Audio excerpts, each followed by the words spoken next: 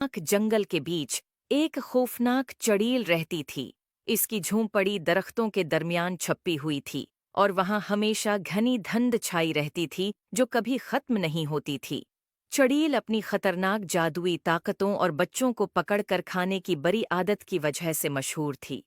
करीब के गांव में दो बहादुर बहन भाई माया और अहमद रहते थे। उन्होंने चड़ील के खौफनाक किस्से सुने थे मगर उन पर कभी यकीन नहीं किया। एक दिन दोपहर को उनकी तजस्सुसियत बढ़ गई और उन्होंने काली वादी के किनारे का जायजा लेने का फैसला किया।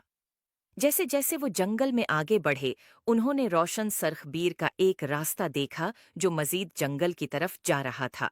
खतरे से बेखबर ये रास्ता उन्हें सीधा चढ़ील की छिपी हुई झोंपड़ी तक ले गया। चढ़ील अपने लंबे उलझे हुए बालों और तारीक गहरी आंखों के साथ सायों में छिपी हुई उन्हें देख रही थी और उसके चेहरे पर एक मकरुआ मुस्कुराहट थी। उसने एक जादू किया जिससे उसकी झोंपड़ी का दरवाजा खटाक से खुल गया। आओ अंदर आओ प्यारे बच्चों, चुड़ील ने एक मीठे अंदाज में कहा। मेरे पास मज़ेदार मिठाइयाँ और जादुई चीज़ें हैं जो तुम्हें दिखाऊंगी। मिठाई के लालच में माया और अहमद अंदर चले गए। झोंपड़ी के अंदर उन्हें एक मेज़ मिली जो हर किस्म की मिठाइयों से भरी हुई थी। जैसे ही उन्होंने खाना शुरू किया उन्हें शदीद नींद आने लगी। चड़ील ने मिठाइयों पर जादू किया था कि वो उन्हें सलाह दें। जैसे ही बच्चे सोने लगे एक छोटी सी रोशनी कमरे के कोने में जाहिर हुई।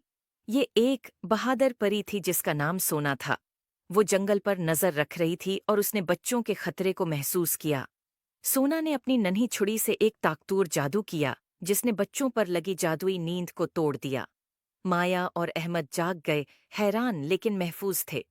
सोना ने उन्हें जल्दी से दरवाजे की तरफ रहनुमाई की और उन्हें फरार होने का इशारा दिया। चड़ील जब उसने देखा कि उसका शिकार भाग रहा है, चड़ील ने सोना पर जादू करने की कोशिश की, लेकिन सोना की जादुई ताकत ज्यादा मजबूत थी और उसने बच्चों के गर्द हिफाजती हिसार बना दिया। अपनी छुरी के एक और वार से सोना ने चड़ील को एक ततली में तब्दील कर दिया। ततली उड़ती हुई जंगल में उड़ गई और कभी वापस नहीं आई। सोना ने मुस्कुराकर बच्चों से कहा, अब तुम महफूज हो। हमेशा याद रखो, तजस्सुस तुम्हें खतरे में डाल सकता है, लेकिन बहादुरी और मेहरबानी तुम्हें हमेशा बचाएगी। उम्मीद है आपको स्टोरी